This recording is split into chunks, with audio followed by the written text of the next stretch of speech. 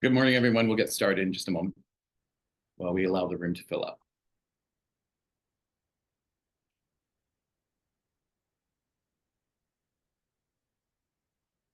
Okay, good morning, everyone, and thank you for joining us for the PMA-CIBC Summit Series. Thank you to everyone in the audience today and in the industry for this strong support that you guys have given us to keep this program fresh. We're 5 years in and we're still going strong. My name is Chris Markovic. I'm with PMA Breather. Welcome. This morning, we brought together some formidable voices in housing in Ontario.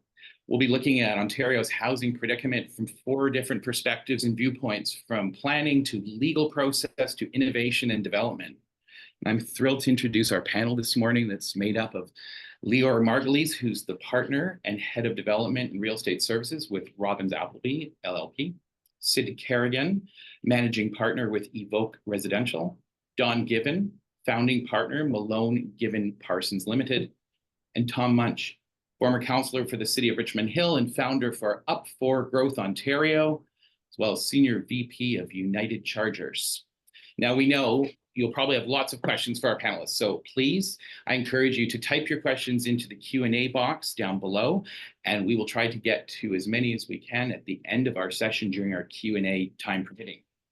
Before we get started, or as we get started, Andy will kick us off with a short update on the market since we last saw you. Over to you, Andy.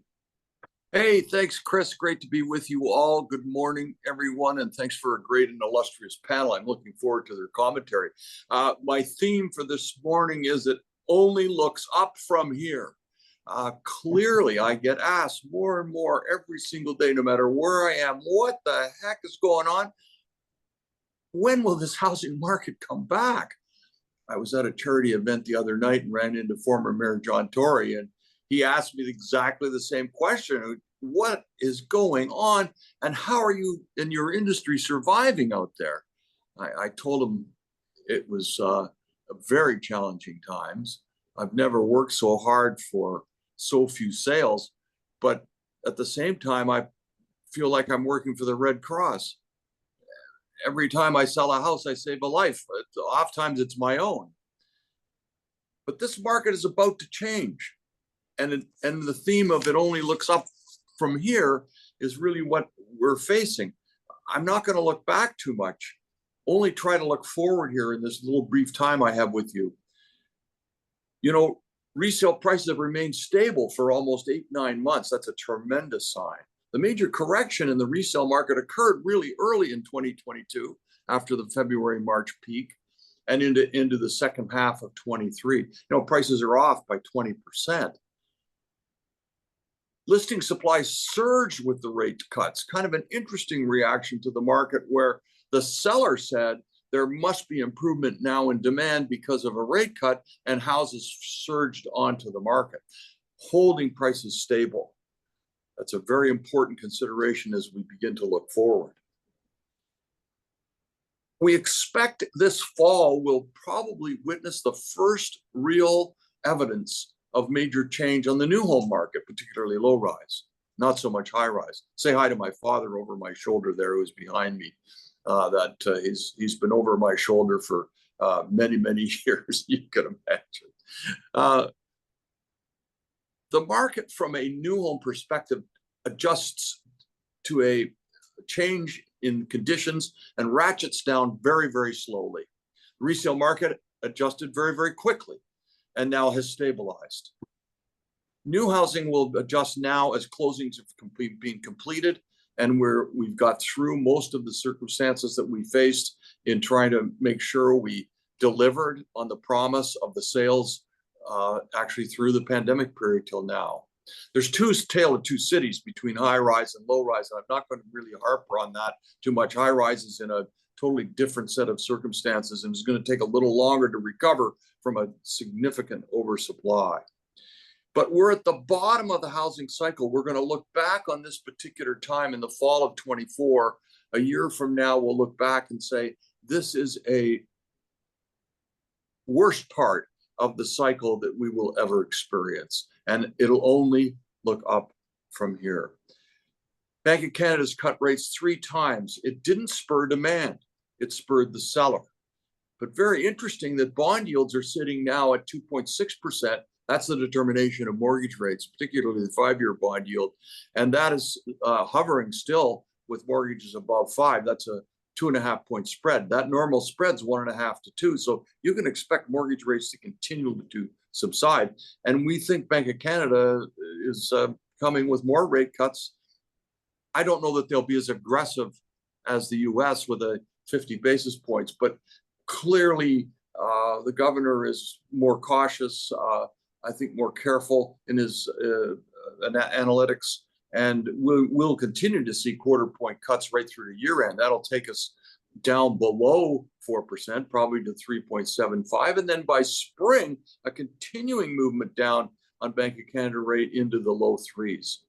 Some economists are projecting below 3. That may not happen until we get a year from now to the fall. But the pattern or the trend is lower rates, lower rates, lower rates. Now that causes the consumer a bit to sit on the fence. He sits there and says, well, I'm not so sure. Maybe I don't move ahead quite this moment. Maybe I'll move and wait.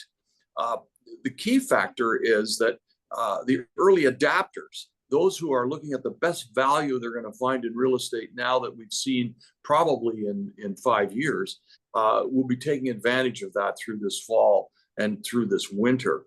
By the spring, you should see a much stronger surge in demand and a much greater return to absorption levels that we might consider to be more normal. But we are way behind.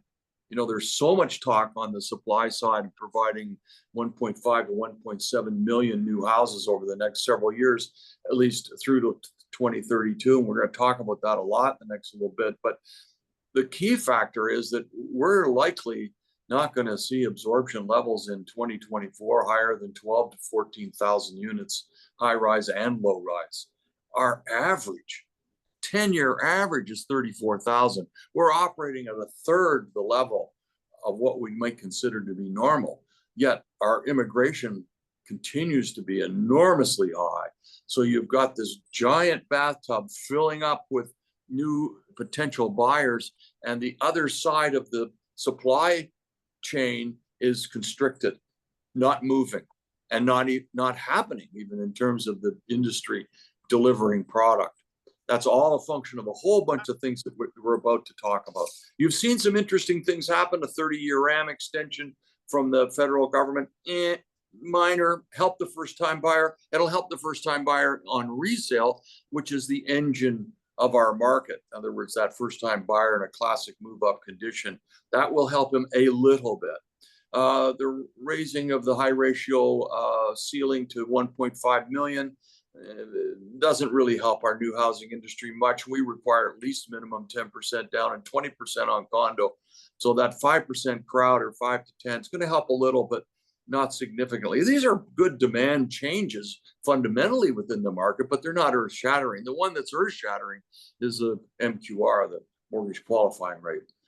It's been eliminated for renewal mortgages. It's been eliminated for a transfer of mortgage to another lending institution, and it needs to be modified to be much more dynamic for our industry in order to actually see demand levels begin to surge. We have strong interest evolving now through this fall market, but we're having a hell of a time trying to qualify people. So here we are operating at a third of our capacity, and the consumer's on the sidelines. It's a buyer's market with no buyers. It's about to change. It will get better, but we're still pounding nearly 800,000 people into Ontario. We're the fastest growing province in North America compared to any US state, even Florida or Texas, which are receiving in the neighborhood of 400,000 new growth in their population. Ontario is double that level. We just can't keep up. How do we even possibly think about delivering on the promise of more housing supply? I've been harping on this for 25 years, the supply side of the market. The political entities in our life at the various levels of government generally land on the demand side because it's the easiest and most effective to try to see some immediate reaction to. The supply side takes time and requires major change in policy and direction. And that's what we're going to talk about. So let's jump right into it with our panel. You know, the province target is 1.5 million, and that was from 2022 on a 10-year horizon.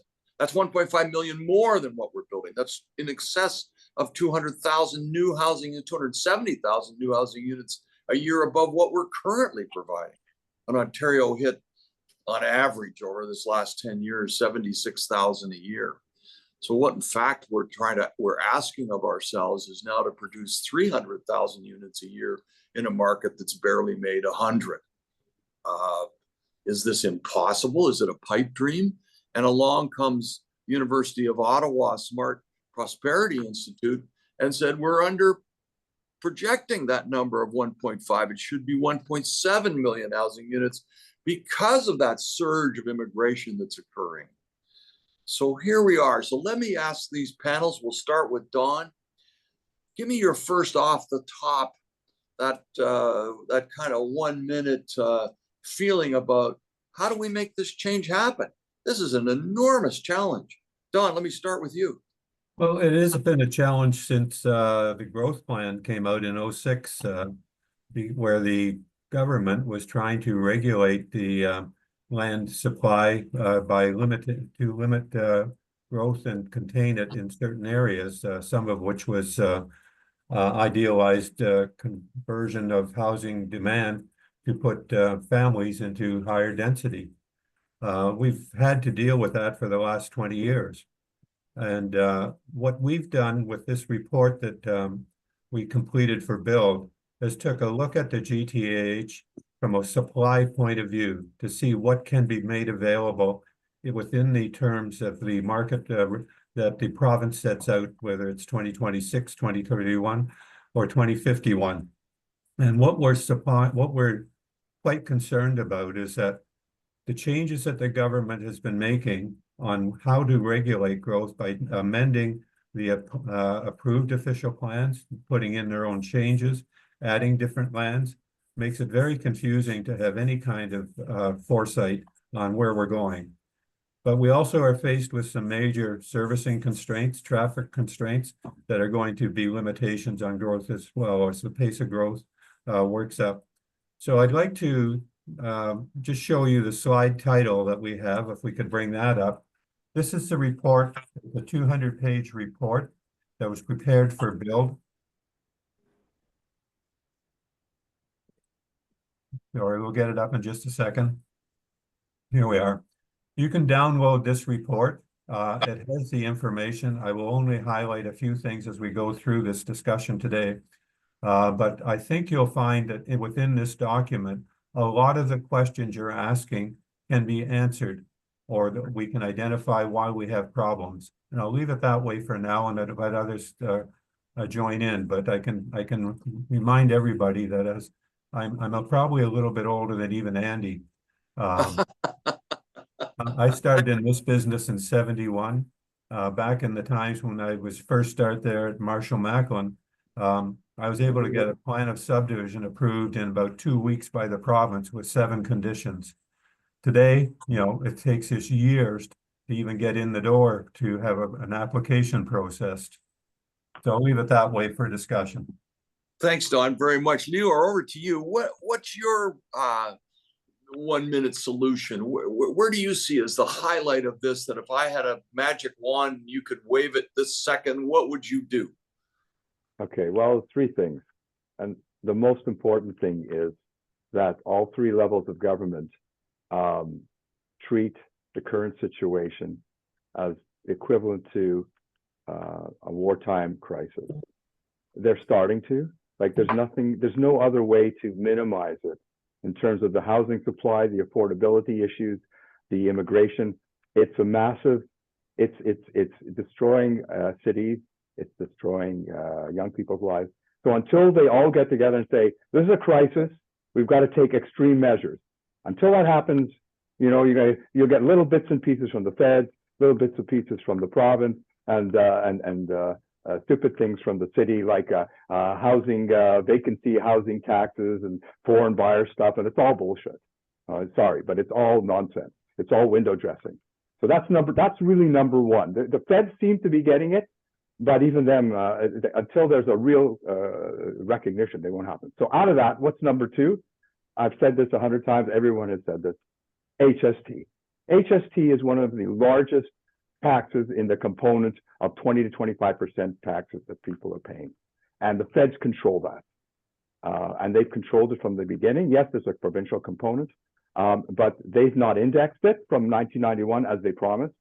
And the simple solution is they started with the new rental housing construction post-September 23 starts, not good enough. Very simple. First-time buyers, you reduce it by, I don't know, 2 or 3 points, or you waive it. You put caps on the maximum purchase price. You do it by areas. That gets an immediate bang. It costs them a lot of money, but they don't have to build housing. They don't have to put money into CMHC. You just allow people to buy and afford it, so then they can come to levels that we can build them. That's number two. And number three is the stress test. It came out in 17. I thought it was crazy. There was some merit given what's happened. So the guy that was there, he wasn't as crazy as I thought, but it's time to back off of it. Rates are coming down. We don't need 2 points above the 5-year rate. It's or the rate that you get on your mortgage. You don't need that anymore. So take it off. You want to bring it back later on when the market heats up, bring it back. But we got to make it, it's all about affordability. So we either make it affordable for these purchasers or we don't. And we can only do so much on the cost side. But the cost is taxes and interest. Those are two very simple solutions. Doesn't cost, it costs the government money. It doesn't take brain power or 50,000 people collecting vacancy tax money like at the City of Toronto. Spoken with true eloquence. Thank you, Leor. I wonder how we ever coordinate 3 levels of government. 3 levels don't talk to one another and overstep one another, and the political elements are so difficult. Maybe Tom might have a comment on that, but let's, maybe we need a housing czar. Right. Leor, you'd be good at that. Yeah, somebody would give me some power. I could be a traffic czar as well, too. I got so many ideas for this city, and there's no one to talk to. But anyway, don't get me going on that one. Let's move over to Sid, who in a brave new world starts a brave new company. And formerly Brookfield president, now with his own new business, EVOKE Residential. Sid, what's your quick, fast, heated solution? Well, Andy, certainly, first of all, my first comment is Leor stole most of my thunder in the sense that I think the first important step with a problem is actually to readily fully admit you have a problem. And every single day in the newspaper, every single day there's a new speech, there's a new article. We're all talking the same talk, that is for sure, but not convinced in the last 2-3 years, the reality is showing any walking the walk. And so I really believe that we're saying the right things, but the time will tell over the next year, 2 or 3, whether stakeholders will actually do what needs to be done.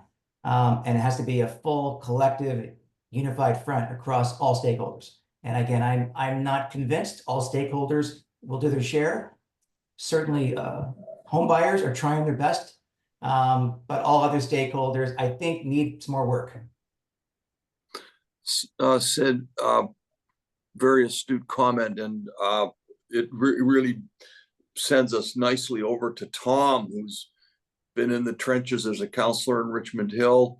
When I first met him, he'd started a program called YIMBY, Yes in My Backyard, which was a very interesting application. Tom, where's your solution reside? You've been on the municipal side for many, many years, and the frustration of trying to move that forward.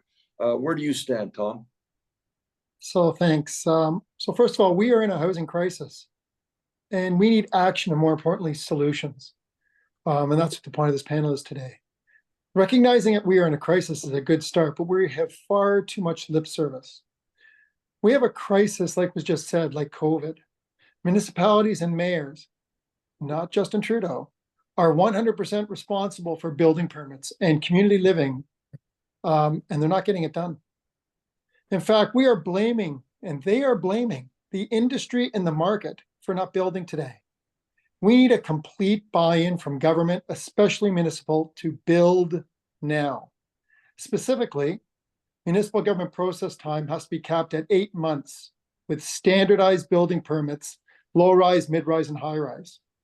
We need fees to be at zero for municipal planning timelines that go beyond 8 months for standardized plans, and penalties by upper level government to reduce subsidies to municipalities that don't perform.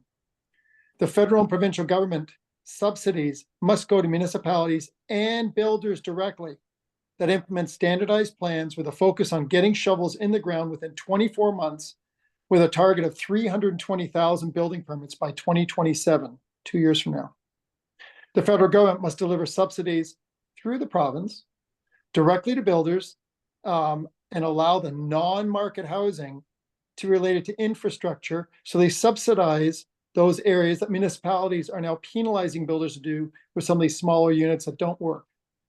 We need a drive to YIMBY, yes in my backyard, and away from, oh my God, there's a house being built. Oh my God, it doesn't meet the planning criteria. Oh my God, we have to have another study. Oh my God. We need to get to yes movement, where we actually yes to jobs, yes to housing, yes to growth, yes to our Ontario. We need to build complete housing now. The poor housing building culture of municipal government and mayors, with their excessive fees, irresponsible lengthy processes, restrictive approaches, has to stop, and we need action. It's crazy that only 10 of 444 municipalities in Ontario today are meeting their 2024 targets. We are 500,000 housing units short of our needs of Ontarians today. We have the least number of jobs and homes per capita than anywhere else in North America. And some people are thinking, well, that's because we have a tough year. It's not true. Between 1998 and 2023, 25 years, during the biggest construction boom in history, in our recent history anyway, the Ontario municipalities have only met 16% of the growth targets, which is one of the reasons why we're in a supply crisis today. Is it a surprise that we have a housing shortage and high costs and unaffordable living when we can't get government to do things? Is it a surprise that doctors are leaving this province and skilled talent is leaving? We need to care. We need to care about growth. We need to plan beyond bureaucracy. We need to plan for jobs, schools, clean drinking water, doctors, working, fight for those for the working/middle class, and get Ontario back to give us a place to stand and a place to grow, and call this land Ontario. And we need to work together amongst us now to get our people to act, because we're in a crisis just like COVID, and we better get our act together. Thanks. I think I'm taking away housing czar from you, Leor, and giving it to Tom. Okay, no problem. Okay, I can The, be, I those can were be some- vice those were- president. Those Oh, were we don't some want him to sing. excellent points, Tom, and very well versed. Let me throw it over to Sid. You know, we talk a lot about taxes and the tax burden of this marketplace on each individual house, now reaching 25 to 30% of the end selling price, 200,000 to 300,000 on a $1 million house. But any rebate or any discount, how does that get passed on to the consumer? Most of this public or even the political entity might say, well, the developer will just pocket that discount and not pass it on to the consumer. I know the market will adjust and that won't necessarily happen, but that's the great fear. If we can deliver faster and cheaper housing, how do we assure that that end selling price gets delivered to the consumer? Sid?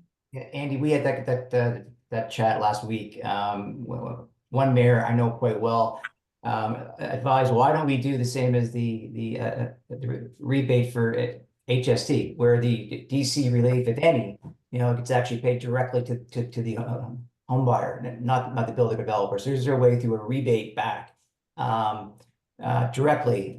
So that's certainly on the table, I believe, going forward. But I do want to bring up this key point, Andy. You and I have now talked a lot the last 6 months at various opportunities. How many times recently have you and I been looking at a draft plan trying to bring on attainable housing product, whether it's street towns, stack towns, back-to-back stacks, like all these, kind of what we call low-hanging affordability, attainability product. And you would say, unfortunately, none of that qualifies today. And I just think that's so important to drive that out there. The number one product that we should be bringing at scale, at speed, is not working right now. And for the last 30 years, that was your bread and butter in the marketplace. So I find that really interesting that even what we should be bringing, we can't. The mid-rise building, go back a number of years, every single municipality has hundreds of these mid-rise blocks, 4, 5, 6 story, sitting there dead in the water because they're not viable. So again, a lot of this ties back to all the same topics we're talking about, but these are the kinds of product lines that we should be bringing right now at speed, at scale. And for the most part, none of it now works. And so that's actually part of a bigger problem, I believe.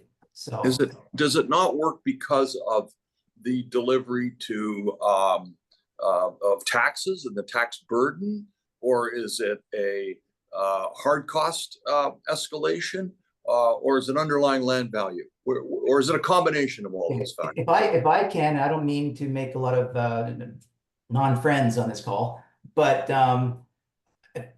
okay, I'll do it. I'll say it. The land values, lot values proved to be incredibly elastic on the way up. In 1999, 2000, 2024, as house prices went from an average house price of $250,000 to $1,250,000. We know that lot prices and land values only skyrocketed.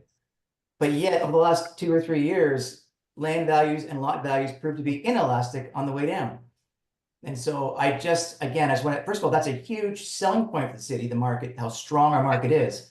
But on the other side, you know, if the market's looking to bring more supply, more housing, that's not going to work for us. So I do believe, when we're trying to bring on pick a number, we're going to bring on a street town price in the 900s.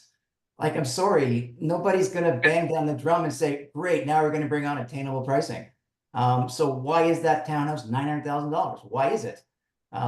So I think that's what I said earlier in my comments, is I think that all stakeholders, including developers and builders and landowners, need to rethink that the same price escalation we witnessed the last 24 years, as the average price went from $250,000 to $1,250,000, we got to have a wake-up call that some of that momentum is not here any longer. We've lived it, and you and I, how many times have we had site openings, lineups, traffic police, people just grabbing dots, FOMO, grab a dot today, otherwise next Saturday it'll be gone. Well, that just pushed pricing up because pricing went, as I said, from almost free to not free. And I just think that if the industry is awaiting those good old times to return, they're going to be sadly mistaken, because I think that those days are behind us. We're now starting at $1.2 million. And so back to brass tacks, who can afford that? And I am concerned interest rates will not fall fast enough for us to re-kickstart the sales volumes. Pardon? Yeah. Thank you, Sid. Thanks, Sid. That was right on. I'm going to flip it back over to Chris and bring on Tom and Don here. Thanks, Sid. Thanks, Andy. You know, Leor, I'd like to go back to when you opened this up with your 3 areas and more the war effort concept. So 2 parts. First off, can you just really quickly go back and give us a quick 101 on what role each of the 3 levels of governments ought to play? Okay. And then the second part of the question is, you know, we know that, you know, there's a lot being pushed to the from the municipalities over to the private sector, over to the home builders. How do we reduce this burden and on the home builder and the home buyer, frankly, with this excessive tax? You know, in areas and jurisdictions like in Calgary, where a DC is maybe $22,000, and in Vaughan it's maybe $190,000, where per capita growth in Calgary is higher than it is in the GTA. So, quick 101 on the 3 levels. What do we do with the municipalities, specifically with the burden on cost and tax down to the home builder? So do I get half an hour to an hour to go through these questions? Okay. Quick? There's no quick answers. Like that's a mouthful. I don't know why I got picked to do that, but that's okay. I can have You're it. the czar, are you not? I'm the czar. Okay, so the 3 levels of government.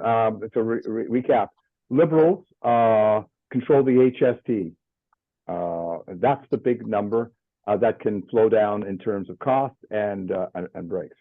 Liberals, not liberals. They are the liberals. The federal government controls the interest rate policies through the Bank of Canada, through CMHC, and they can influence the cost of housing that way.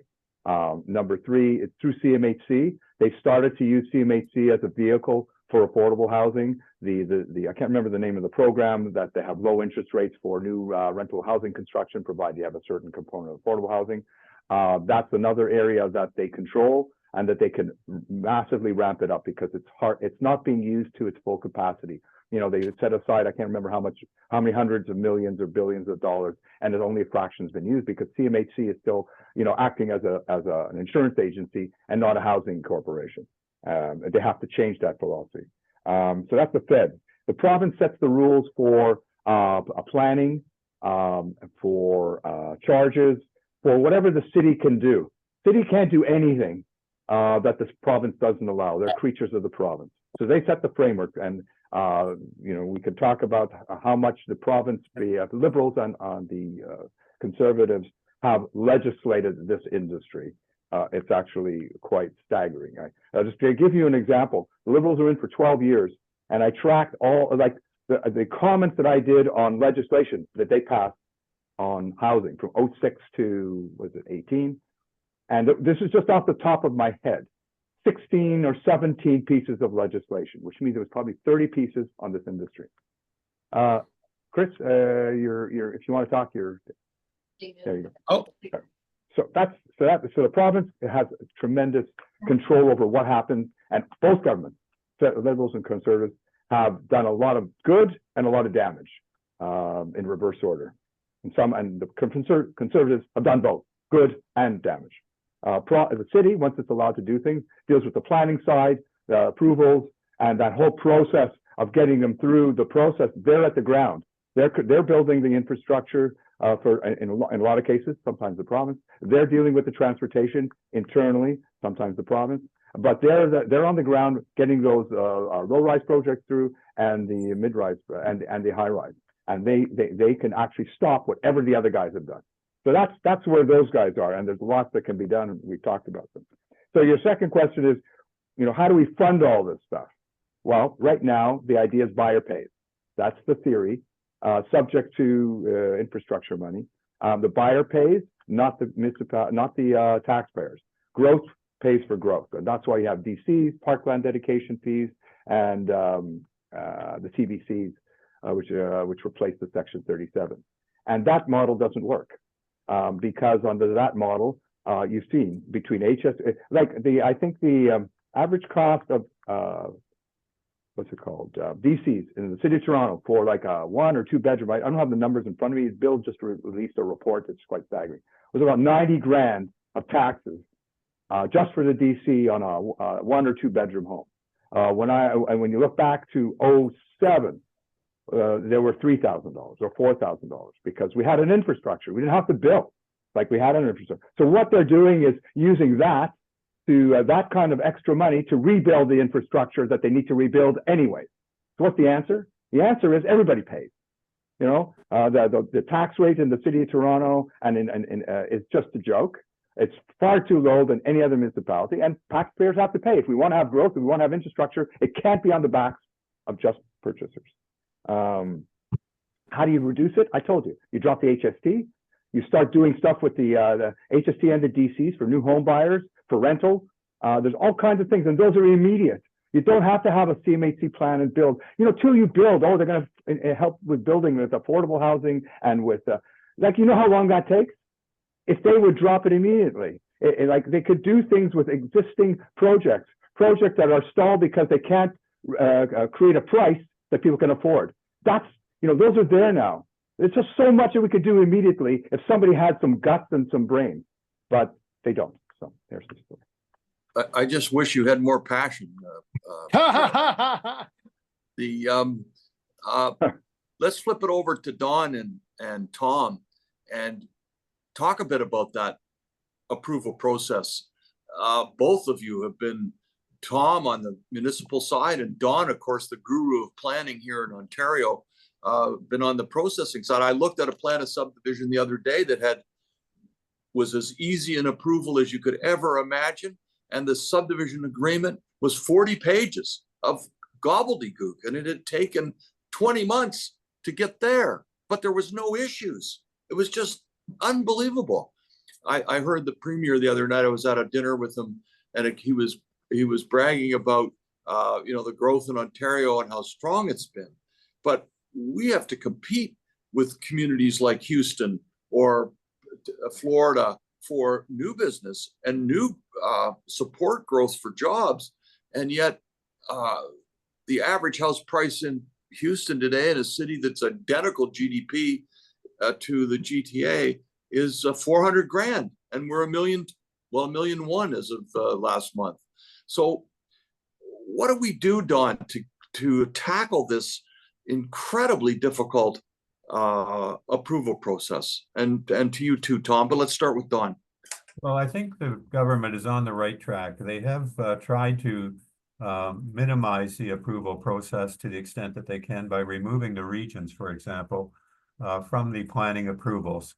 That's a process that was a duplication of what the municipalities were often doing. So you'd end up going through a municipal approval, and then you had to take it up to the region, and it was reviewed again there and modified or changed. That I hope is something that moves us forward on a faster track.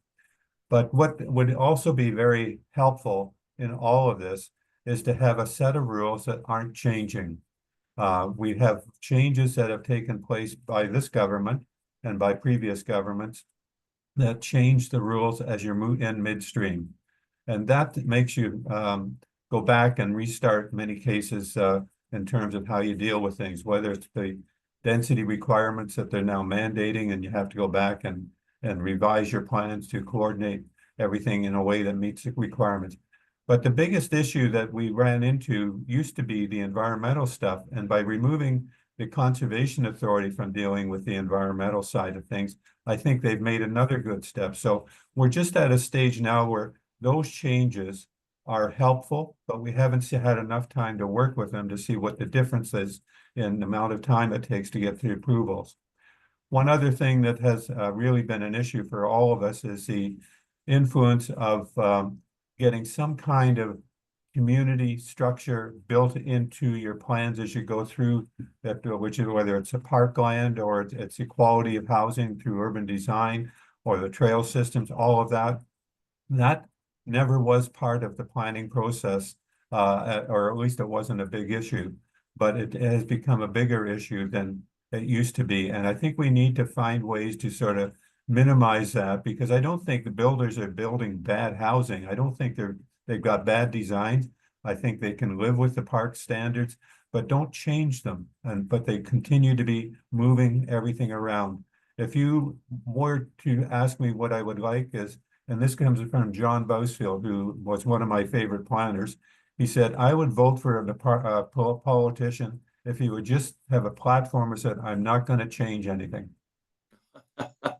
Well, great. That's a great line. Tom, over to you. Same subject. What do we do to move this process along quicker? Well, first of all, we absolutely can compete, but we choose not to. 20,000 people a month are migrating to the Greater Toronto Hamilton area.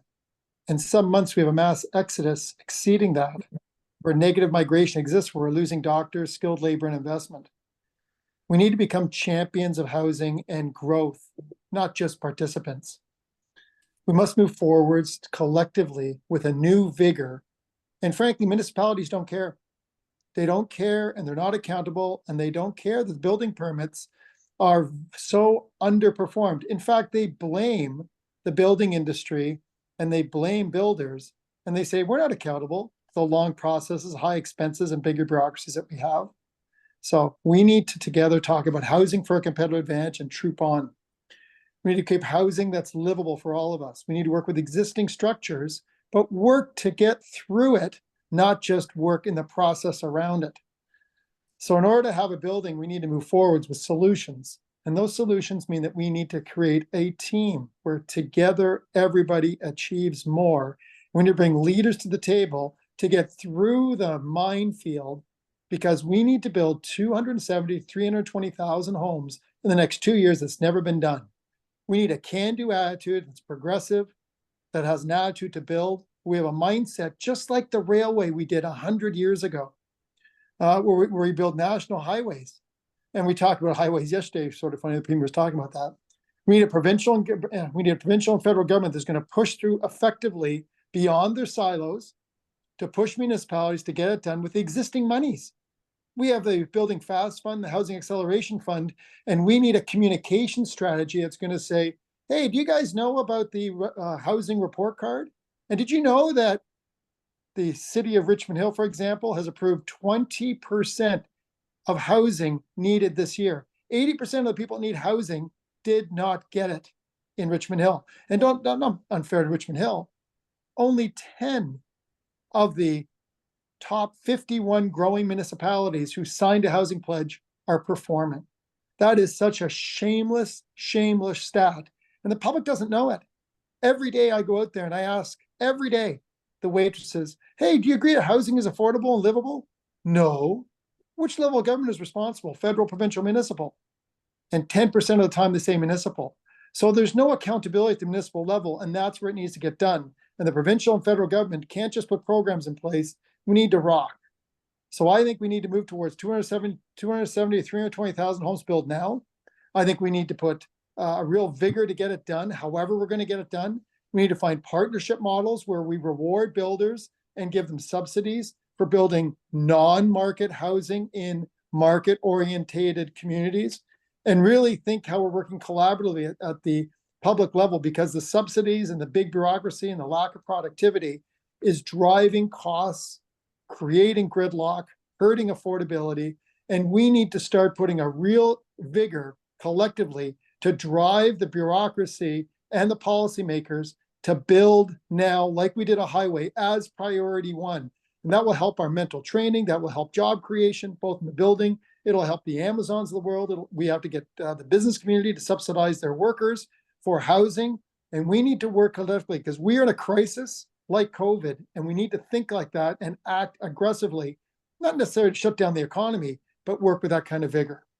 How do we make, in all of that, those are all great points, but how do you actually make a municipality accountable if they don't want to be? So I can tell you, 2 years ago was a municipal election. I lost my re-election bid, and I talked about stopping inflation. I reduced development charges 66%. Not one builder, not one called to say, hey, thanks for that. Because they don't care, because you just pass those costs on. People think that it's crazy. How do we do it? Well, we create a new culture. We get those municipalities that are performing, you start promoting and say, did you know that we have this municipality do 140%, and they're going to get not just like Toronto did $150 million. You go out there and say, they're getting a new park as a result of this. Congratulations. And we're going to reduce taxes. And shame on the poor ones, and shame the poor ones, and adjust the culture at the municipal level, because municipalities are a creature of culture. So when you get one municipality not performing, they all follow that trend.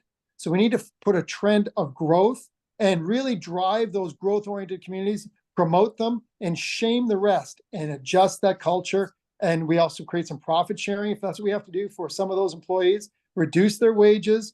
Do you guys realize that the growth plan of 2014 for some of those municipalities that did the 10-year plan, they hired all those staff, but they didn't perform. So the cost of not performing creates higher bureaucracy, higher costs, because those costs get burned onto the development process. And as we said, the new home buyers are that's it. There's no leverage there. Their affordability is not there. So we need to be more productive. We need to hold accountable. We need a communication strategy, just like they are. Many may not know that the housing report card is out there. We need to promote that housing report card and say, hey, municipality A is doing fantastic, and here's your check.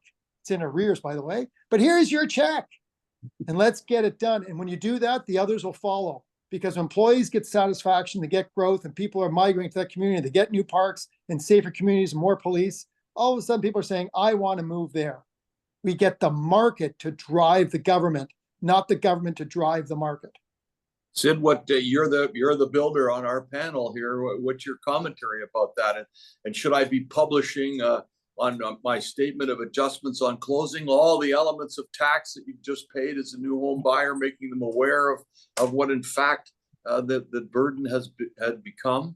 Or how do I move forward with the municipality from your end so that you are in fact the agent of change and the builder of change in our marketplace? No doubt the province has come up with certain programs to incent the towns to do what they have to do. But I have to admit, we haven't really seen progress yet. I think this, empathy-wise, if I can just say this, is the last 5 years through COVID, then a rate cycle where the 5-year rate went from 1.75 to 6%. It's been a crazy 5 years to actually see any progress anywhere across any front. So I think a little bit of patience is necessary in that regard, but I'm going to agree with the whole panel. Like there's no evidence to actually support things will change going forward unless we actually make it happen. I think it'll be a very good day when we have this panel, Andy, and we've solved all these are tremendous ideas. It'll be a tremendous day for the industry when we have solved all of these development charge relief, fast-track entitlements, HST index for inflation. It'd be a great day when that all happens. And then we can focus the entire hour on the number one elephant in the room, the labor shortage. Nobody can tell me or you what's happened to the skilled labor force for housing in the last 5 years from COVID starting in March 2020. If we all of a sudden cut a bid next year, 2025, if we start getting back to any kind of supply chain to bring on lots the old-fashioned way, I'm extremely concerned we're going to find out the massive crisis that is now labor. So again, interesting, through 50 minutes, this whole dialogue is around bureaucracy and costing and planning and processing.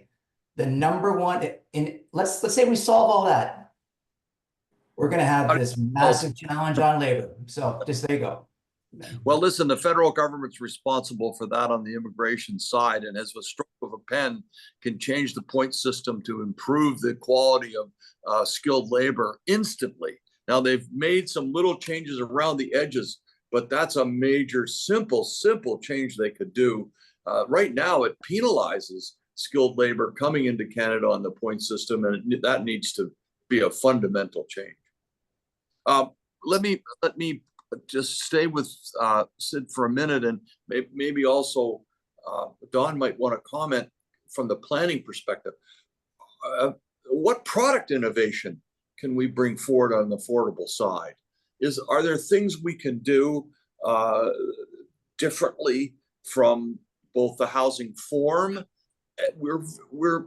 We tend to be a very rigid, straight line planning jurisdiction. I'm a planner by trade in my early days, but I never followed a straight line in my whole life. But when you look at our lot dimension, our structure, our housing form, we've been very, very rigid. How do we gain creativity and flexibility in that and deliver on the promise of attainable housing as you put forth, Sid? And Don, maybe you want to comment on housing form. Well, in terms of innovation for housing, I think we have builders who are very innovative. They've, a few years ago, you wouldn't have seen back-to-back towns. You wouldn't have seen the kind of granny suites above garages that we've now got. Things like that, if you leave it to the builder, they'll come up with ideas. But the process continues to bog things down. One of the best things that the government did was remove the third-party appeals on zoning or on draft plan, so that you can't get a neighbor fighting and delaying a process. I think that's going to help very in a big way with getting through a process that used to be just unpredictable.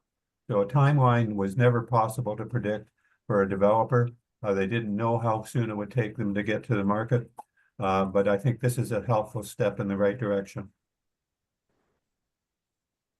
Sid, any further comment on that, on product form? I'll share a little bit what I've been working on in the last 18 months. I've really worked very, very hard with my team at EVOKE to try and figure out a way to bring to the Ontario market factory-built, precision engineered housing components. It's been a very, very hard work 18 months trying to figure out how can we bring housing at scale, built in a factory. How does it fit on a lot? What does it look like? How's it designed? How's it shipped? How's it assembled? What's the costing? It's been a 7-day-a-week job for 18 months trying to figure this out, because literally we're starting from zero. The manufactured housing space in the US is actually a major market segment. In Southern Ontario and Ontario, it's almost a zero segment. So we're really trying to figure out what can we do going forward, because fast forward 5 or 10 years, we know that offsite factory built housing will be a major contributor to the housing market here in Ontario. And so we are early days, but I'm telling you, in the 18 months we've been working at it, we are extremely impressed how far it's already come from where it was this time last year. So, so I want to throw that out there to the team and the crew. We have to find another way to supplement. The housing need is huge, and the old-fashioned way won't be enough. We're going to have to find new, innovative ways to supplement that. Thanks, Sid. I'm going to kick it Thanks, back to wrap, but just as a quick conclusion, I love the wartime crisis approach. I think that was an important statement.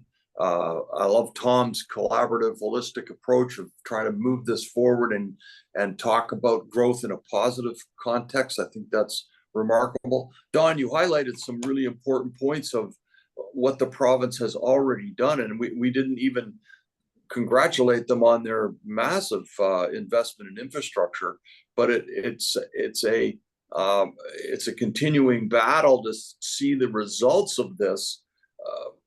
You know, the takeaway on the elimination of regional government, on the approval process, the steps taken on the third party complaints against development. These things look to me like they're going to take quite a bit of time to come to fruition, and that's probably the frustrating part of it. But all of you made some outstanding contributions here this morning, and I've turned it back to Chris to wrap and get a conclusion from each of our speakers. Chris. Thanks, Andy. I'm going to try and wrap us up the conversation, but then I want to see if we have just a couple minutes to go to some of the Q&A. We've had a lot of activity going on in the chat room there. So my question is, just to wrap us up, we'll start with Tim, then Don, then Sid, then Leor. If you could share your closing remarks to help us understand, and it really goes back to the commentary around the elephant in the room, which is labor, okay? How do we find the labor and materials to deliver on the promise of, what is it, 1.7 million homes over the next 7 short years? Never mind the fact that, you know, down south, they're going through similar issues in the United States at the same time as us. So, you know, they sneeze and we fall over type of thing. So, Tom, do you want to kick us off with that? And then we'll go to Don. So what's interesting is, with regards to labor, we actually have on this call a person that was the Director of Issues Management with Ministry of Labor who's listening. So yeah, it's interesting. With regard to labor, we have lots of opportunities. I think the Occupational Health and Safety Act and getting more productive in our workforce is a way that we have to do that. And if we do that, we can try to get more efficiency on the ground level, and we can also get more training. We can also get more collaboration.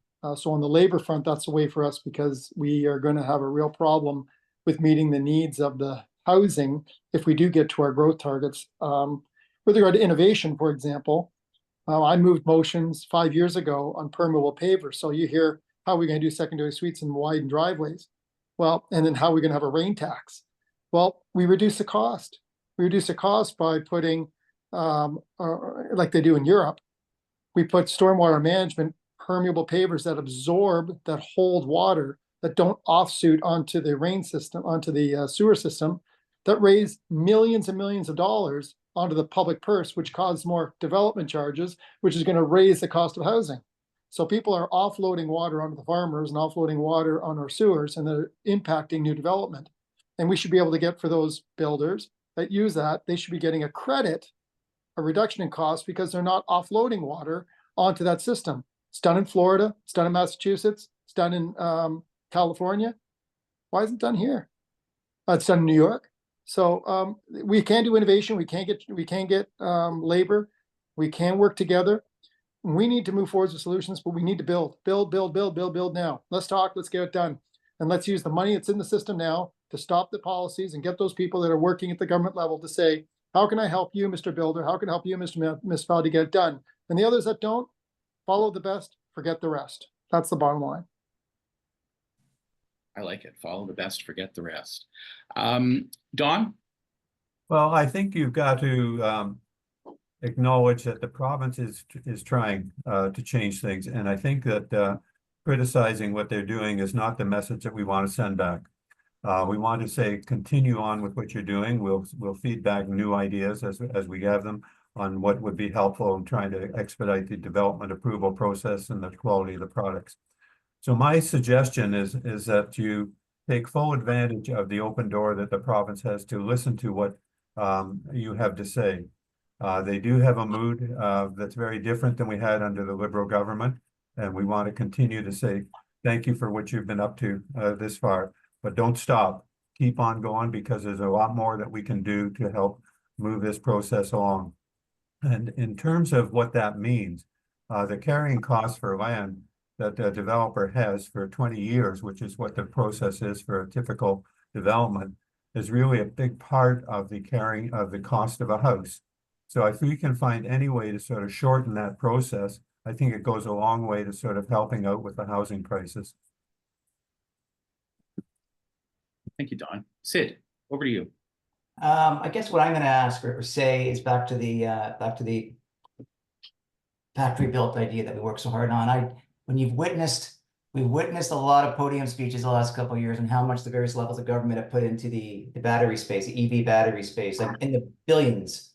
I can assure you we've got just a little bit of traction on bringing what we want to bring as a manufacturing plant to Ontario. Right now in Ontario, there are 3 or 4 smallish factory operations, but none of which at any volume. But I really believe that, and to supplement, because we need a ton of housing, the old-fashioned way won't be enough. We got to find some new ways to do it. So I would love to play a role to bring a Henry Ford style manufacturing plant to Ontario. Awesome. Leor, there's a reason why I'm putting you at the end. I don't need you stealing everyone's thunder like the first time around. Do you want to sort of share your thoughts to wrap this part up? Sure. I think I have shared my shot. Sorry if I stole people's thunders. We all think alike. I just expressed it a little more dramatically. Okay, so that's, 3 things. Labor, the issue of the point system. They lightened up a little bit on the temporary workers for construction workers. They really got to realize that we don't need people with PhDs and college degrees and that are 100% fluent in English. You got to change the points for those guys. Have a program for them to learn English, but you recognize those skills. That's huge. And we'll get people. That's number one. On the college side, there's need to be more training of our own apprentices. And I know the Conservatives have moved to loosen up those restrictions that the colleges controlled by the unions have had. They got to focus on that more and publicize it more. There's nothing wrong. You don't have to be a doctor, a lawyer, or Indian chief. You can be in that industry. And we got to do more of that. That's just home grow our people. They make more, so that's number 2. Number 3, I'm gonna go back to Sid's thing. The modular is huge. I saw some numbers. 12% of homes built in the States modular. In Canada, 2%. Why is that? People give me issues about planning, this, that. I don't give a shit. If they can do it, we can do it, and that's the way you build fast, cheap. It will deal with not affordable housing, with homeless people, everything. And that goes to the whole our industry. With all due respect to my brethren that are building houses, they're still dinosaurs. The innovation is key. There are some but there has to be incentive for the innovation. You have to be able to cover that cost, and the governments have to promote that and not only build freaking battery EV battery packs. The innovation will help if you give them incentive to do it, and that's what's going to make stuff build faster and cheaper. The people just don't get that. So that's number 3. And really, I go back to the thing: if they want immediate bang for their buck, cut some taxes, cut some DCs, make the DCs not only for affordable housing and for rental. It should be for first-time buyers, because you get the first-time buyers in the market. It moves up, and let's loosen up the interest rules, not only for CMHC insured, but for everybody. Those 4 things are easy to do, and they can be immediate. We need an immediate bang for a buck. We've got a lot of approvals. They're all out there, but nobody's buying anything. So the approval process right now isn't the problem. If you create the demand, people will build because they've got the condo approvals, they've got the other ones, because we haven't done anything in 2 years. Do something now, not in 10 years. Leor, thank you. You know, in the audience, ladies and gentlemen, thank you. There's been a lot of thought and some real thoughtful questions and actual comments put up to the group. We were really running out of time, but I'm going to hang in a little bit longer just to try and cover off some of them. If the panel is okay with it, of course. Sure. The first one, David Miner, thank you, David. A recent study out of Australia identified the cost of a house in Winnipeg versus Toronto, which was about the same, but the cost of land. And this goes back to right at the beginning where we really didn't get back. We didn't really talk too much about it. And this is where I'm hoping we can talk about the land piece a little bit longer here through David's question. The cost of land was much more expensive. How do we solve the high land costs of residential land in the GGH and the landowners that have effectively won a high land value lottery ticket? Who wants to take that one with David or for David? I'll go first. The Okay. resistance for landowners to accept that their land value is actually worth less than they thought it was is irrelevant. By definition, their land's already lower. Land is valued at the future of present value cash flows. And so as we stand now, absorptions will be slower, prices will be lower over time. By definition, the land value is already lower. I just think builder developers have to accept that and start turning the asset, turn the community, start selling some houses. Thank you. Tom? Anyone else? Leor? I think we have sprawled so badly. And it was mentioned that the 2006 growth plan at 200 jobs and homes per hectare, or 50 being the minimum, is a failure. That the plan was absolutely fantastic. It really was. Having a growth-oriented Southern Ontario buffer zone called a Greenbelt in a rural Ontario, and a place where we can live in a harmony and environmental for families and workers. Municipalities didn't do it. We sprawled and thanked us. So we need to get to a point where we have land valuation and get intensification where intensification needs to go.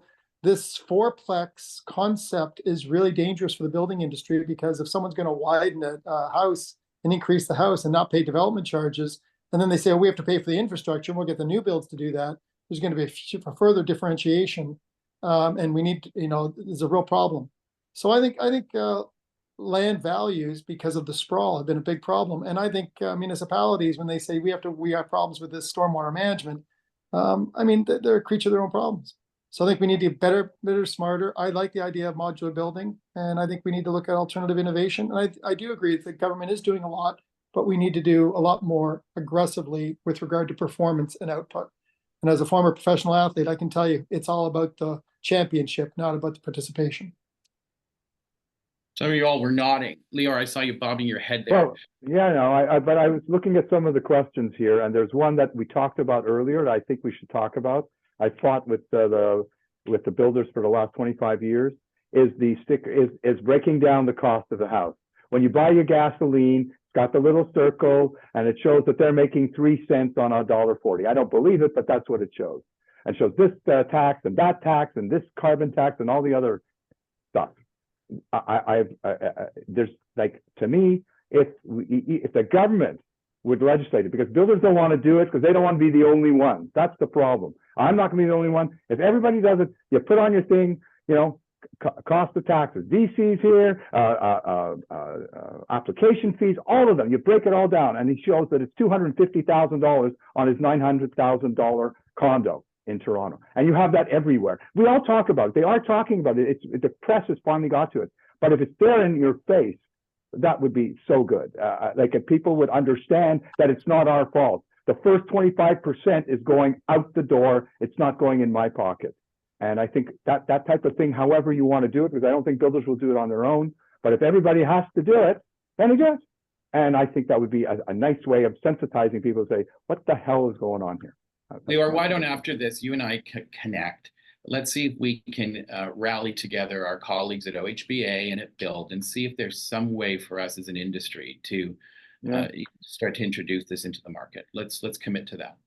Sure. We've also seen the pledge. A lot of developers, especially in the GTA, have signed that pledge. We've all heard of that. Right. Well, sign the pledge if it's meaningful. Who else wants to? Who did I miss here? Tom, Leor. Did you have to comment on this one, or? I think we're at a point. I think we're good. Ladies and gentlemen, thank you. I really want to, express our Well, appreciation. let's continue. Let's continue. Let's Are you guys continue. okay to keep going? Let's keep Yeah, going. yeah. All right, Tom. You got- One thing actually, just as for the audience, the Malone Givens Parsons report is posted in the chat. Check it out at www.mgp.ca/news. I'm going to try and get one more, and then I'm going to try and wrap it up. Let me just go through here. Leor, you've been monitoring the questions with me in the background here. Is there any that you'd like to attack? You know what, there's an interesting one for Andy, and it really speaks a little bit more to the marketplace and in the resales. And it was earlier on in the conversation. Andy, I'm going to get you to, like you started us off, I'm going to get you to wrap us up.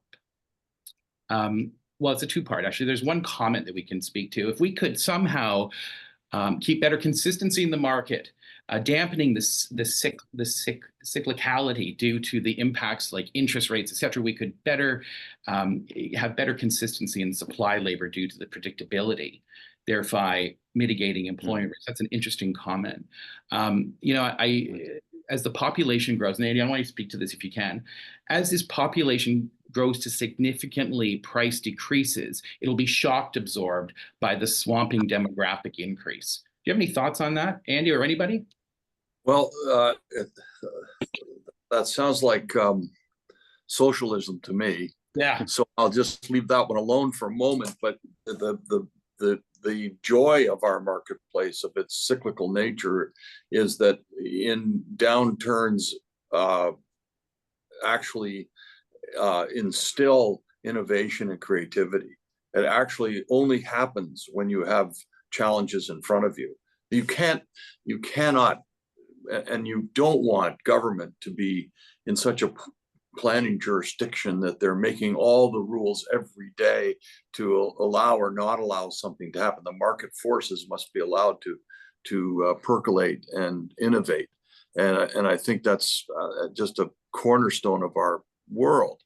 But having said that, there is a commonality of purpose that came out of Leor's comment on this is a wartime crisis, and it came out of Tom's commentary on how do we work together on various levels of government. And I think you've found a common balance here that says we as an industry, we are one part of this function to produce more attainable housing. And somehow we must find, I don't know whether it's a national coming together as a task force that brings the three levels of government and the building industry together to the table. I mean, when you think about what Ford did originally with the task force of 55 recommendations, and you go through that, I don't think we've actually attained about 30% of them, but the ones we did are actually been pretty damn good. So the effort of that was paid attention to, and I believe, frankly, we need a national focus on this. In a brief chat that I had with the governor of the Bank of Canada, he was the one who pointed that out. He pointed out his own independence as a Bank of Canada on managing interest rate and the financial nature of an impact in Canada, and he was independent of government. And he suggested there be a wartime housing task force group, right, independent of government, that pushes the ideas and the concepts and some of the things we've talked about down to the local level and to the builder municipal level to make it happen. I think there's some validity in that, and might be part of the overall solution. I'll leave that out there. And one quick comment on that. Not denying Toronto has this immense demand, immense. I mean, if it was truly a free market, if it truly was on a daily algorithm as to what a house was worth, we would be selling thousands of houses right now. But just because of the high demand, the immigration, et cetera, it doesn't mean that our average house price has to be $1 million plus. It just doesn't. There's a $200,000 to $300,000 to $400,000 a unit air pocket that we got to find a way to mitigate against. Right. Thank you. I'd like to thank all of you gentlemen for your insights. You know, that we've had a lot of good comments and questions from the audience. So thanks, Nick and Gary, Joe, David. I feel like Mr. Dress Up, Christopher and Miguel. We have our famous draw for 2 door prizes to 2 lucky winners from our audience. And those are, first one is Larry from Ballymore Homes, Larry DeKema. Congratulations, Larry. You'll get a package coming out from PMA and CIBC. And then it's just an email address, someone from Strauss Group. So congratulations to the both of you. I'd like to thank very much our event producer and back of house support from Hewitt. Leanne's in the back in the call. So thanks, Leanne and Melissa, for all of the support over the years on this one. If you in the audience are interested in getting involved with our program, becoming a sponsor, getting on a panel, please give me a call directly at the office or send me an email to chrism@pmabreather.com.